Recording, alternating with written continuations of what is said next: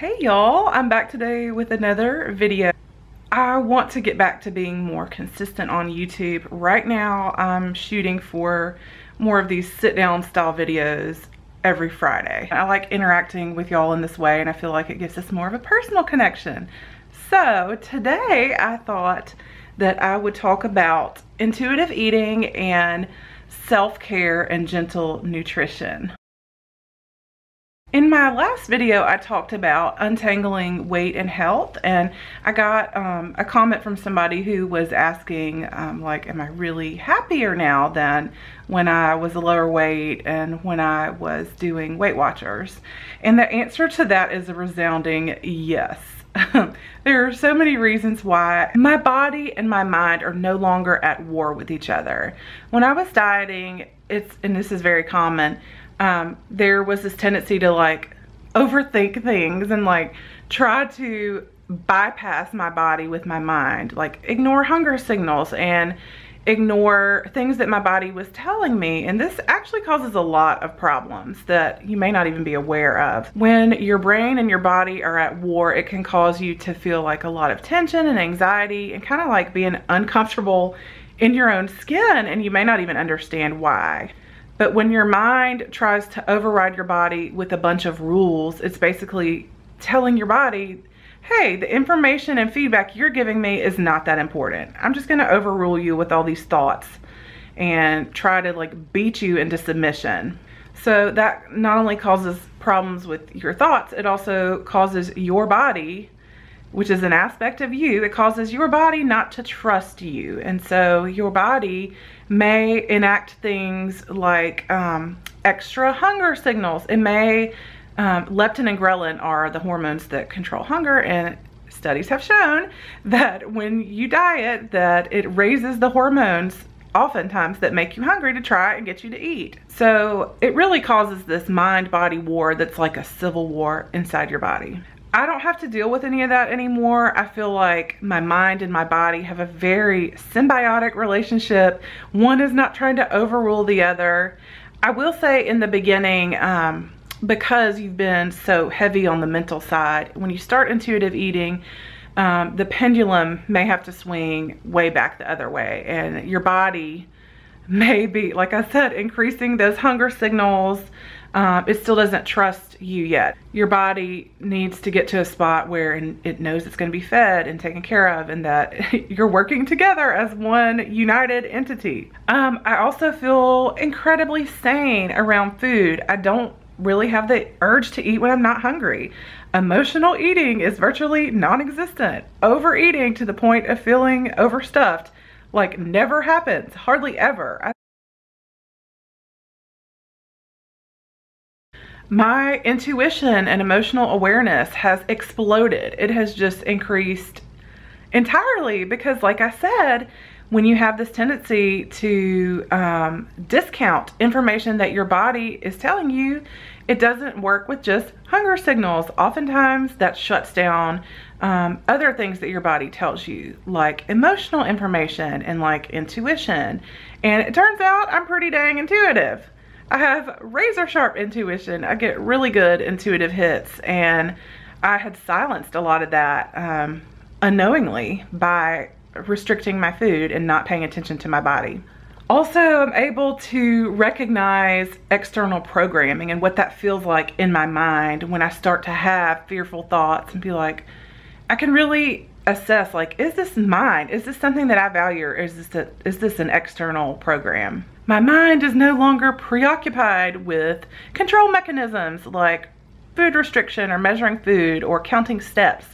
I don't need to do that stuff anymore. I feel pretty confident that my body gives me really good feedback, and I know how to feed myself and how to eat in a way that makes my body feel really good. And I've moved into this really beautiful space where I know I am caring for myself from a very loving place, and it's not trying to beat my body into some sort of submission. It's not trying to make my body fit some sort of a mold.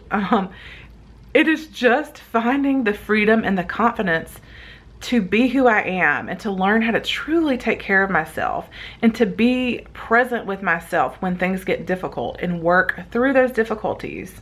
There are so many beautiful lessons that have just sprouted off of this whole intuitive eating thing. Really didn't even stop with eating. It has just morphed into all other parts of my life and has given me the ability to get really rooted in what I believe and in what I value. And it truly makes other people's opinions and judgments just not, it honestly doesn't matter to me anymore, because I'm really confident in the choices that I'm making for myself, and I don't really need anyone else's approval. And that's incredibly freeing. That is a place of freedom and abundance and sovereignty and autonomy over my own life, and it has just been a beautiful, beautiful space to live from. And so, yes, releasing any expectation of my weight has been totally worth it to gain all of those things. But today I just want to talk about what it looks like to start moving into more of a place of self-care. In the dieting mindset, there are just a ton of negative emotions that come in. You may not have experienced all of these, but these are probably a lot of the most common ones. I made some notes here.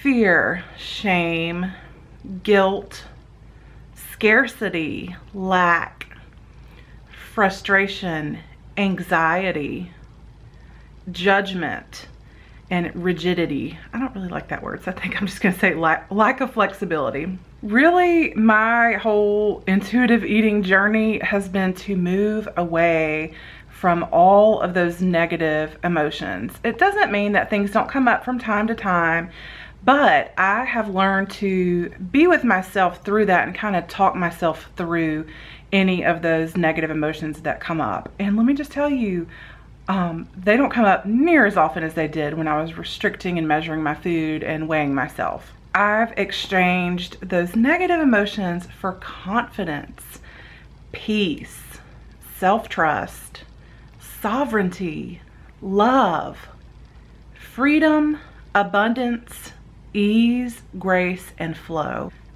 The way I feed myself and move my body now comes from an entire different set of beliefs and a totally different paradigm system. I heard a great example of this the other day when I was listening to, I don't even remember what I was listening to, but the person was talking about walking through the desert on a beautiful day, and you look down and you see what you think is a coiled up rattlesnake, and you freak out and get scared and have all these negative reactions. And then when you look a little bit closer, you realize, oh, that's really just a rope. That's not even a living thing. It's just a rope. I began to look a lot of the things I was afraid of as just a rope. And even though there might be tons of people around me still freaking out and being afraid and anxious and scared, they may still see the rattlesnake, and I can empathize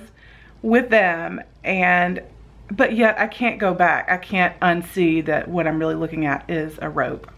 I also want to preface this whole video with saying that I believe, and I know the authors of the Intuitive Eating book believe, that you really kind of need to start with working through a lot of your limiting beliefs, a lot of your issues with food and issues with your body before you can get to a point of true self-care, before you can even think about any kind of gentle nutrition. It needs to be able to come from a space of not trying to make yourself smaller. Once you have freed yourself from a lot of that thinking and a lot of those unhelpful beliefs, it becomes a lot easier to make choices that truly care for yourself, that truly consider your entire being, your mental health, your season of life, just what's going on with you. I also want to say that I realize that this is a problem of privilege. There are plenty of people in the world that don't have enough to eat, and there are also plenty of people that don't have a lot of autonomy over their time or their money or their schedule. If you even have the luxury of worrying about this, you are privileged. I am privileged. I have a lot of privilege that not everybody has. So that's why it's one of the reasons I think it's so important not to judge others. You don't really know what's going on with them. And another thing on judgment, when you judge someone or someone judges you, that judgment is usually more about what's going on internally inside the person who's doing the judging than it is about the person who's being judged. It's been so helpful for me to know that. It's really allowed me to release a lot of worry about what other people will think of me and those types of things. So yes, like I said, I'm operating from an entirely different system of belief. I have really untangled the weight and health thing for myself. If you haven't watched that video, I would suggest that you watch my untangling weight and health video, and I can link that. It just became really clear to me that weight control was not a helpful goal for myself and for a lot of people. Weight can shift a lot for a variety of reasons that really have nothing to do with whether you choose to restrict or not. There are all sorts of hormonal imbalances and hormonal disorders. There's metabolic issues, which by the way can be caused by dieting. There's stress. There's also seasons of life like pregnancy and menopause, and a lot of that you just don't have much control over. So my new set of intentions, first and foremost, is to feel really good. I want my body to function well. I want to have good digestion. I want to be able to manage stress in a way that is helpful to me. I want to be able to access these calm states of being even in the midst of a lot of chaos and a lot of stressful things going on around me. I want to be able to nourish myself truly, and I want to be able to be flexible and strong and move my body in a way that feels good to me. So like I said, a lot of you guys, and myself included, wasn't really able to get to this point until I made peace with food. Doesn't mean that I'm perfect and that nothing ever comes up, but I just really feel like I've developed the skills and the mechanisms to be able to work through those things with myself. So just some like practical examples of things that I am adopting as something that feels true and right to me. This is not to say that this is like what I think you should do. This is just what feels pretty reasonable and true and right for me. For example, it seems like for the most part, plants are good for me. I want to eat a lot of plants, specifically vegetables. That doesn't mean that I have to be perfect or that I never have to eat processed food. I reject black and white thinking. I'm gonna try to stay away from as many triggering things as I can, but I just wanted to describe to you today like what that might look like. So for lunch today, I had like part of a turkey sandwich, some chips and guacamole, and then I had a bunch of roasted vegetables, broccoli, mushrooms, carrots. They tasted amazing to me. I just roasted them up in the toaster oven because it was quicker with a little olive oil, salt, pepper, and garlic, and they were fantastic. I don't do that every day. Some days for breakfast, I may have a green smoothie. Because of the principles of gentle nutrition, I know it's gonna keep me fuller longer if I throw in a handful of pumpkin seeds or chia seed. Some mornings I may have a pumpkin muffin because maybe I made a batch of them and that's not something that we have around all the time, but I want to enjoy myself. Some days it is all about survival. Maybe I have sick kids at home or just something really crazy going on in my life and I'm just doing good to get through the day and I just need to eat whatever is available to me. That's okay too. The second thing that I've taken for myself is that I know it doesn't feel good to me to be sedentary for long periods of time, and my body will tell me that. It's not that I need to like go work out to try to lose a bunch of weight or do some program that I've committed to do and kind of force myself to do. Different exercises may feel good to me on different days. For example, my daughter Mallory threw up in her bed this morning, and so the plan for the day was for her to go to school. Obviously that wasn't going to happen. She is home with me. She's napping right now. So after we dropped her brother off, I had planned to walk today. And so I thought, well, do I still feel like walking? And my body was telling me yes. And do I have to? My mind was telling me no. And then I kind of assessed how my daughter was feeling. Would she be okay to ride in the stroller and go on the walk with me? She seemed to be feeling fine. So I was like, okay, we'll go for a walk. I know it'll help me feel better and it'll feel good to me and it'll get her outside and get some fresh air. That is very different than I would have approached it a couple of years ago. I might have freaked out and been like, oh no, I have a sick child, now I can't exercise, and like, I'm gonna miss it and I'm gonna gain a bunch of weight. You know, all these negative thoughts come flowing in. If I ever start to feel any anxiety or fear or like negative things about food or exercise, that is a red flag to me, to be like, okay, what belief is that running in my head right now that is causing me to feel this way? Third, I have found it to be a good idea to supplement for myself. I take some vitamins. I didn't always do that. You know, our financial situation didn't always allow for that. It wasn't top of mind for a long time, but I got to a place where I thought, you know, I really need some good supplements. So I feel good about that. Doesn't mean you have to do it. It's something that makes me feel good, that makes me feel like I'm caring for myself. I also have a lot of, I know I talked a ton in the last video about compassion and empathy, but I really want to kind of hone in on judgment, because I feel like that's a big problem for a lot of us. We have been kind of like hit over the head with, if we are mean to ourselves, that's going to bring about change, and that's just not the truth. Because of how we're kind of programmed to believe that being negative with ourselves is going to bring about positive change, it can cause us to judge ourselves a lot when we don't meet these rigid expectations that we have for ourselves. Judgment is really just not helpful at all. I've found it's much more helpful to forgive myself and just know that life is a learning experience, and sometimes things ebb and flow. My best on one day may look totally different from my best on another day, or even from one season of life to the other. Things are in flux, and my belief system and my view of myself now allows a lot more for things to kind of ebb and flow, and for me to have more of a feeling and attitude of just ease. And it's not hard. It doesn't have to be hard. I've really come to believe that for myself. The last thing that I've really adopted for myself is to try and learn to manage stress better. One thing that's been extremely helpful to me is meditation. I did a video about that. I can link you to that.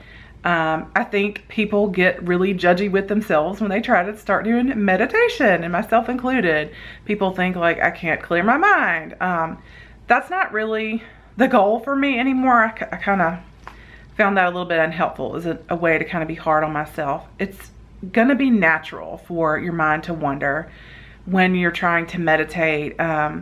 What has worked for me is to just notice when that happens, and just to kind of gently bring my attention back to my breathing and whatever I'm meditating on. Sometimes I'll have something specific that I'm meditating on.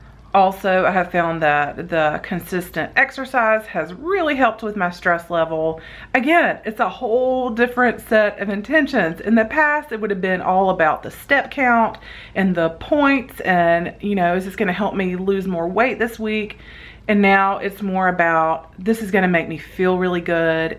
It's gonna help me expel some of that stagnant energy from sitting too long. It's gonna help me release stress. It's gonna get those endorphins going. And I may crave different types of exercise at different times. Sometimes it may just be walking. Other times it may be more strength training based activities. I'm open to that changing, and it's okay. I hope this was helpful, and just know that you can get to a place where you operate from more of a positive mindset, and you can really learn to take care of yourself. And so I love how I feel now. It is infinitely better than I was a couple years ago. I hope this video has been helpful and encouraging to you, and I hope watching me kind of work through all this on camera and even through my dieting days and like slowly transitioning through all this, I hope it has been an encouragement to you. And I hope you can know that yes, you can get to a space where you deeply trust yourself and you become the expert on your own self. It's a really beautiful way to live, and like I said, I don't judge anybody because I once thought that the rope was a snake too. So I remember exactly what that feels like, and I just hope that you guys can find a place to live from that is like really authentic and release all this other BS that is not yours, whether that means getting rid of dieting, or maybe releasing a job that is not serving you, or maybe releasing a toxic relationship. All right, well, I'm gonna stop rambling now, and I will see y'all hopefully next Friday. Bye.